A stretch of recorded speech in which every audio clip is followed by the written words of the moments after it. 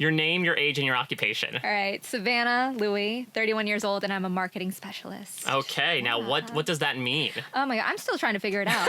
I'm serious because I've been doing this for maybe like 4 months. I did it for 1 month before I was like, all right, I got to apply to the show, Survivor. So I'm very new to marketing. But before that, I was a news anchor and reporter. So that's really my specialty. Okay, there we go. You know that we can vibe about that. Yeah, right? So then talk to me about that, because I did see your bio said retired news anchor. What led you to an early retirement? Well, that's just a nice way of saying I was so over the BS. You know what I mean? But it's, I wish I could say it was entirely my decision.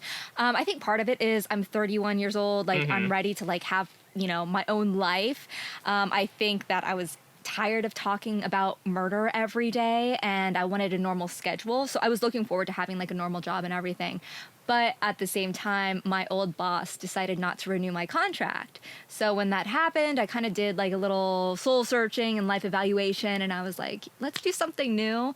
And that ultimately led me to being on Survivor. There we go, in many different ways. What was it about marketing in particular, especially in the wake of that? Gosh. I mean, it's sort of, I could see it sort of be maybe not two sides of the same coin, but like within the same currency, you know, of like this idea of being able to couch a certain thing in a way to make it palatable to a certain audience. Right. I see where you're going with that. There are some similarities. Like right now I'm really doing a lot of content creation. I'll do maybe some SEO stuff. But honestly, and I feel like this is such an annoying answer, I'm doing marketing for my parents' company. Oh. I know. I feel like a little Nepo baby, but don't hate me. Shout out to mom and dad. Like they've always like supported me in like reaching my dreams and all that stuff. Right now, my dream is to live my life for myself. I put my career number one for like 10 years, and I'm really proud of that. But now I want to do what Savannah wants to do. And what Savannah's doing right now is Survivor 49. So winning Survivor 49. Exactly. So that's the headline. Yeah. So let's get into what brings you out here. What's your history with the show? And to your point, was that sort of part of this recent sort of Savannah renaissance that you had of like, I want to do things for me. This is when I started applying for this show. So I started watching Survivor when I was so young that my parents would actually make me get out of the room when there were naked people on the screen. I feel like you didn't watch very much of those episodes then, just due to that rule. I'll let you do the math, but I was very young when the show started airing. Always been a fan, but really fell in love with the game when I saw Johnny Fairplay's Dead Grandmother's Scheme. Pearl Islands was a great season. Oh my God. Overall. Favorite season, yeah. I've always loved the villains, though. Russell is another favorite of mine. And I actually applied to be on Survivor when I was 17 years old.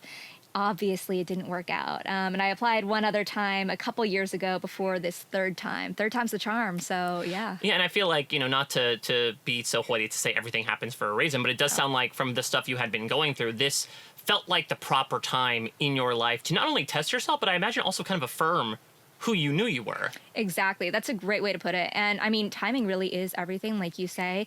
If I would have gotten on that show when I was 17 years old, I would not have won. I will be the first to tell you that.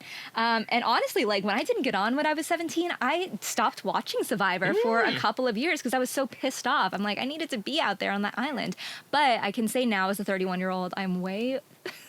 I know that's still young, but as a 31-year-old, I am way smarter and more savvy and more strategic than I ever was anywhere like close to the age of 17. And I think that's ultimately what's going to carry me through across the finish line and win this game. So looking at your storied history with Survivor, once you were able to go back and watch the scenes that you could as you were a kid, give me one winner and one non-winner who you identify with the most. Can I give you two winners? Please, yes. Okay. I love Kim Spradlin and Dee from 45. I feel like I could be in their little... The three of us could be like a little Holy trio. Trinity. Yes! Seriously, though, two really strong women physically, but also their social games were so good. And, like, their physical games speak for themselves, but ultimately it was their social game that really, you know, won them the game. And that's the game that I hope to play out here. Non-winner, I don't want to be a cliche news anchor, but Rick Devens, I mean, come on, he's the freaking man. I loved how in his season he just threw everything at the wall, saw what stuck. He wasn't afraid to take chances or be like this person who gives his all in the game. I think a lot of times fear can hold us back, and I want to make sure that fear doesn't hold me back when I'm out there. So that's why I'm channeling my inner Rick Devens out there. Have you ever interacted with him? Because, I mean, both out of Georgia, obviously. You would think. No, we actually have some mutual mutual friends. I don't know if he knows that. So if he listens to this, he's probably going to be like, this woman is a total creeper. But we do have mutuals and have not interacted in person yet. But who knows? Now you're going to be going to all these alumni events. You'll I be able to be like, know. oh, yeah, now we can finally make this connection. It took me going onto the show to finally make that connection with Rick Devens. All I wanted was a freaking picture with Rick, and I had to go on the show to get it. $1 million would be nice as well. So what's your favorite moment in Survivor history? Ooh, I feel like I already kind of gave it, but the Johnny Fairplay dead grandmother scheme, like that's freaking hilarious. And it's people like that who play the game creatively and who aren't afraid to cause a little bit of mayhem. That made the show so fun for me as a viewer. So when I'm out there, get ready for some mayhem. Yes. So on that note, what would say is one life experience that you feel has prepared you the most for the mayhem you're about to bring? Oh my God, I feel like I keep giving you the same answers. That's fine. Okay. Don't hate me. But I feel like seriously working in a newsroom and as a news anchor and reporter, because here's the thing. You're getting so many people from all different backgrounds, from politicians to people who are community leaders to people who are like, I've even interviewed like drug dealers before, like in their homes. Like, you're getting people of all sorts of different backgrounds to trust you and open up and share their personal, intimate details, a lot of times about things that are really, really tough to talk about. And if I can do that in a deadline with a newsroom full of toxic behavior, I can do freaking anything. If you can survive a newsroom, you can play Survivor and win. Yeah, well, I think it's also this idea, right, of like receiving that information and being like, what do I do with it? You know, like how do I wouldn't even say warp it, but like definitely construe it in a way to help fit my agenda, in a manner of speaking. Exactly. And I don't want to get it twisted. I never would like take someone's words and use it against them. Yeah, of course. But in the newsroom, it is very competitive. I knew that in certain points in my career, there were people who wanted my time slot. There were people who wanted my job. Also, the newsroom is filled with people who gossip. It's literally our job to talk for a living. Yeah. And so when you're around all sorts of people like that, you're in a constant flow of information about your coworkers and about each other. And it really is, just like you said, kind of about that leverage of, this information just came to me. Is it important? Can I use it? Should I hold on to it and use it later? Or is it irrelevant to me? And finding out how to best make it work for your game, so to speak. Well, to that point, what would you say is your biggest superpower and your biggest piece of kryptonite that you're bringing into the game? Okay, my biggest superpower is I'm a great listener, I think. I love listening. So honestly, like for me, talking this conversation, like it's not my natural state. I'd rather ask questions. I'm a very curious person. And that just lends itself to being a good listener. People love hearing the sound of their own voice. They love hearing themselves talk. And I think that'll work well to my advantage out here.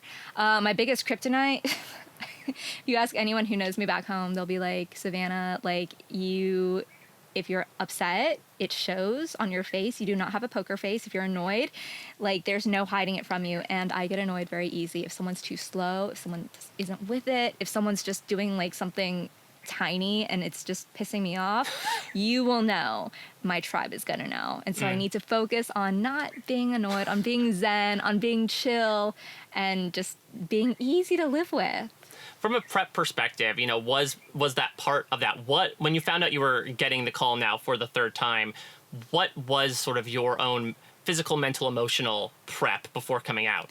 Oh my God. You know, I feel like I could be preparing for, if I'm 31 years old, for 31 years, and it still would never be enough. But I started like working out like a crazy person. I think we did our weigh-ins yesterday. I think I've gained 10 pounds since the show like told me I was going to be on. So that's like insane. But also the mental part of it and the emotional part of it too. My parents have a life coach, or my parents have a business coach. She's also a life coach, but she does like business executive coaching. It's not coach, is it though? Just to make sure. No. Not that there's anything wrong with Coach. We love him, but she's a totally different ballgame. No disrespect to Coach, but my parents have this person who helps them sort of like navigate business and relationships in business. And they ended up setting me up with her.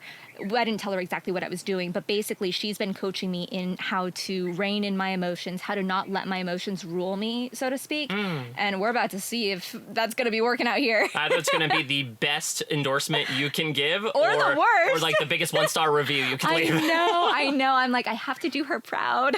So how do you think to that point you will be perceived in this game? You know, it's hard.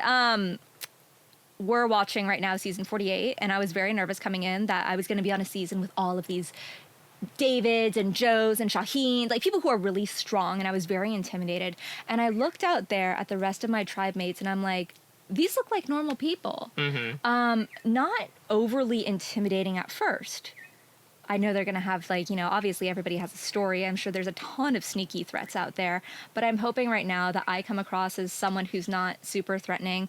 If you look at me, like, I love makeup. I love looking good. I love clothes and fashion and stuff like that. So I think I might like it a little bit more than some of the people in my cast. I think I might get stereotyped with the typical woman who might kind of fall into that line. Maybe like a Venus type or a Parvati type. I love Venus and Parvati, so I don't want to like flatter myself too much, but I am kind of curious about that. Well, let's turn that mirror to the others here, because I'm sure you've also been making some assessments, as you just mentioned. So let's start on the positive side of things. And you can give initials, you could describe them to me. Who are some people that right now, if you hit the beach with them on day one, it's like best case scenario, possible ride or dies? SB, my number one. So, I mean, just look at her. She's cute, brunette, short.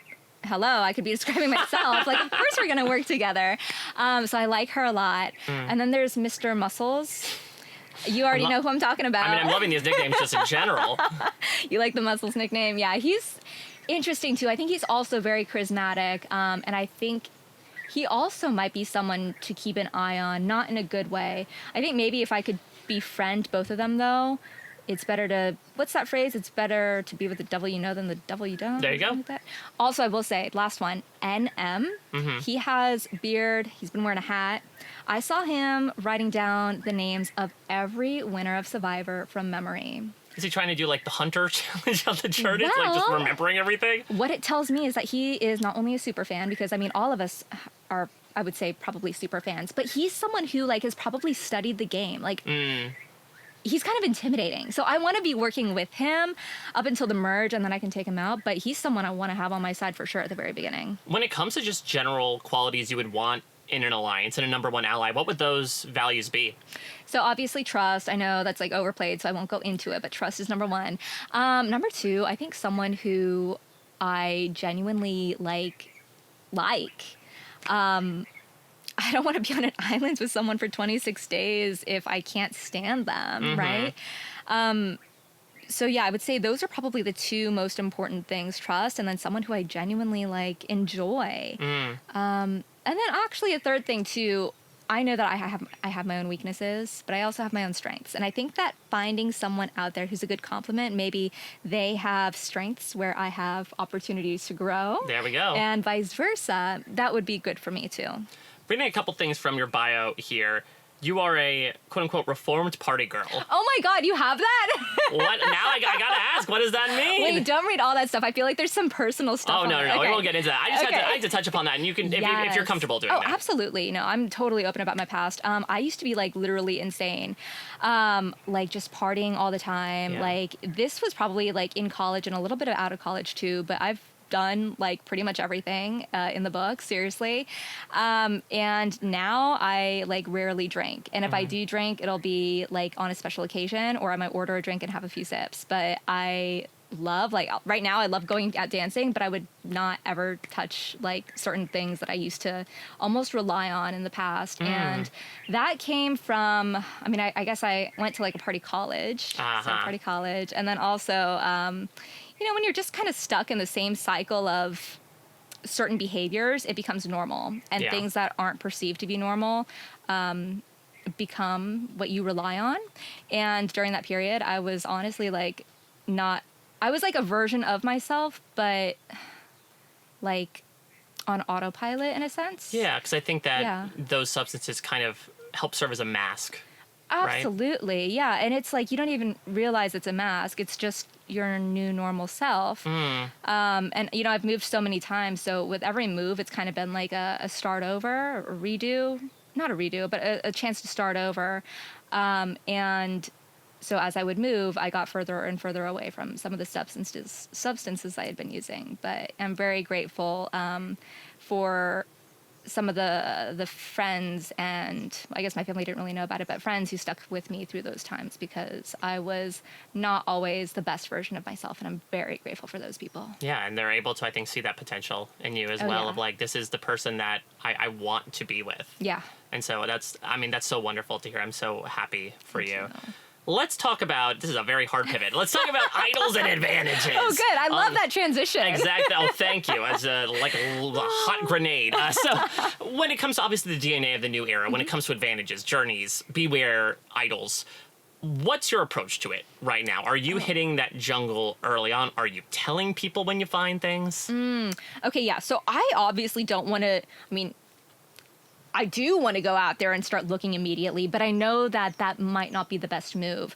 What my plan is I want to get other people to start looking for them, so that way it's socially acceptable for me to do it. So, or even everybody's doing it. Come on. Or even if I have to start spreading rumors, like, hey, like I think I just saw NM over here looking for an idol by those rocks. Maybe we should go over there and see what's going on. You know. So I think that by getting other people at least talking about finding idols, I'll be able to do it. But dude, I want to go out there, hit it hard, go look and open every beware advantage. I'm not going to leave it there for someone else.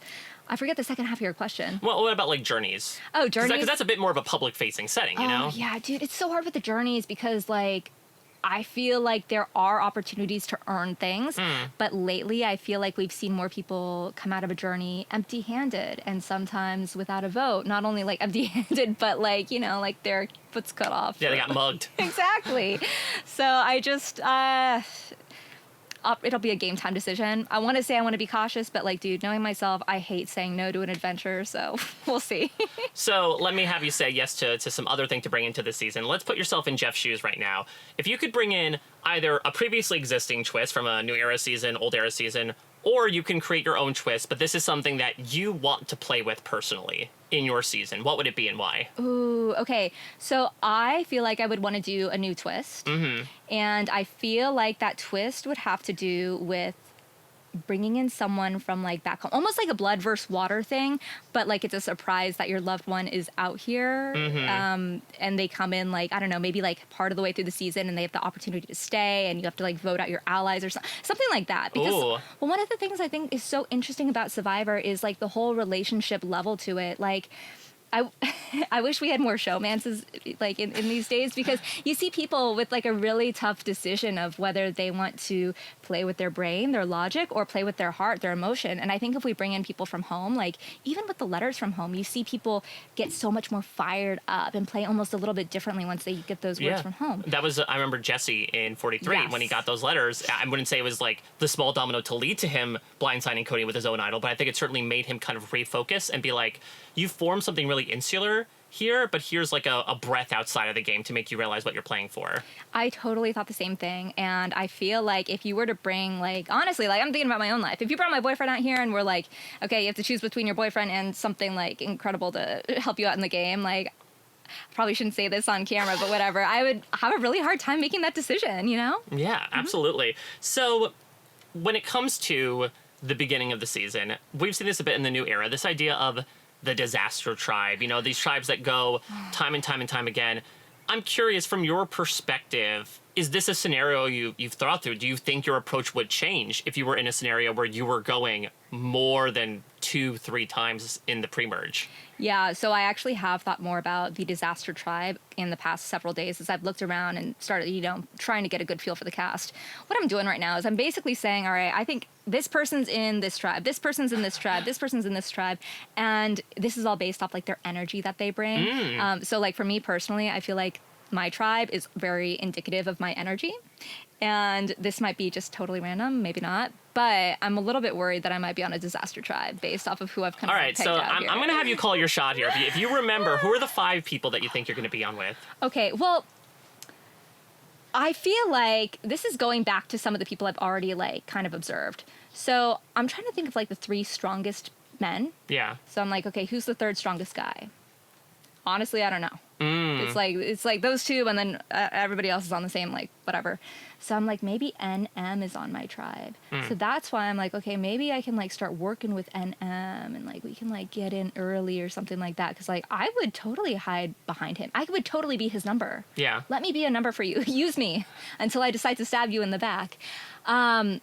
As for the girls, there's actually a girl out here. She's SS and she has red toenail polish, which I don't know why she did that, because you're basically telling me you're on the red tribe, which I don't know if I mean, you could say it. Yeah, yeah. Yeah, well, but you're basically telling me you're on my tribe.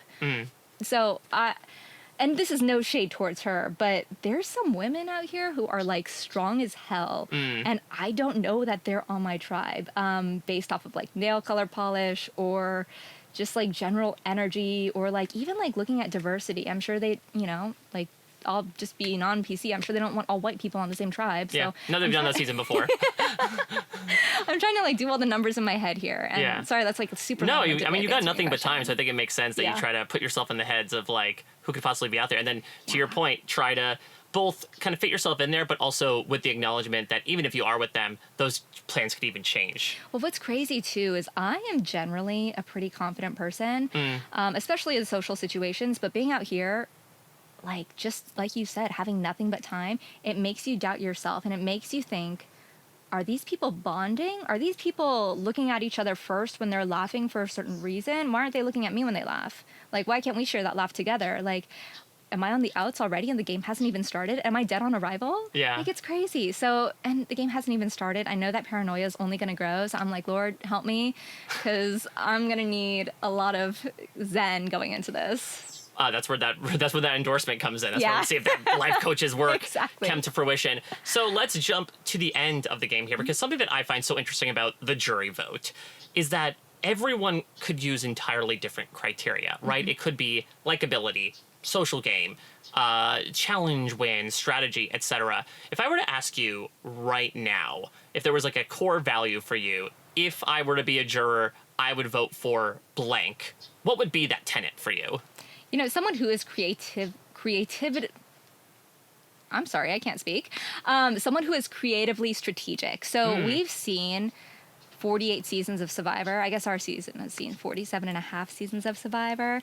But it's very rare, I think, that you see someone trying something totally new.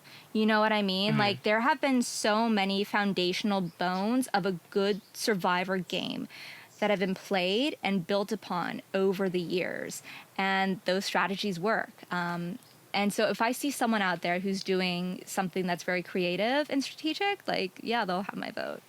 Last thing, of course, I mean, you were talking about this blood versus water possible returnee twist. I'll make it a little bit more simple here, but I'll go back to the loved ones idea.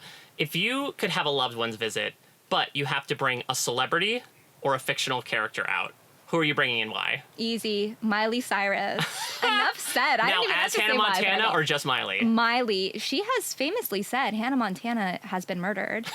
I'm serious. She said that. Did you report on that? Was that one of the murders? Luckily, no. You're like, once Hannah Montana got brutally slaughtered, I was done with the news. Miley said it all for herself, but I love her. I think that she is someone who is very perceptive. I think that she's honestly someone who knows like how she comes across, and I think that when you're out on the island, like sometimes people don't always recognize how they come across. So I feel like she could give me some great advice. And I feel like she would also give me a good confidence boost. I love listening to her music. It is so pump me up. It is so like, you know, empowering. And I feel like having Miley out here, like, I'm a big fan, and I feel like she would just, you know, hype me up to go out and kill this. I mean, what I think is so interesting is even going back to one of the first things we said, like, you're kind of in your I can buy myself flowers era. I am. You know, of like, let me do the things that I want to do, you know? Instead of depending, it's always nice to have people that you can depend on, but like, if you're wanting to grasp at things that you've always wanted to do and just have never had either the ability, time, effort, what have you, why not? Why not take it? You know, why not change up your look and do a performance at the VMAs and then do a completely different thing the next month? Like, it's your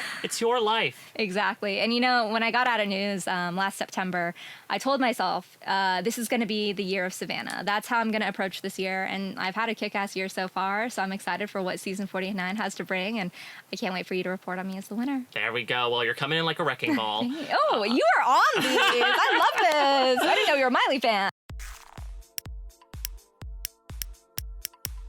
This is RHAP. We know reality TV.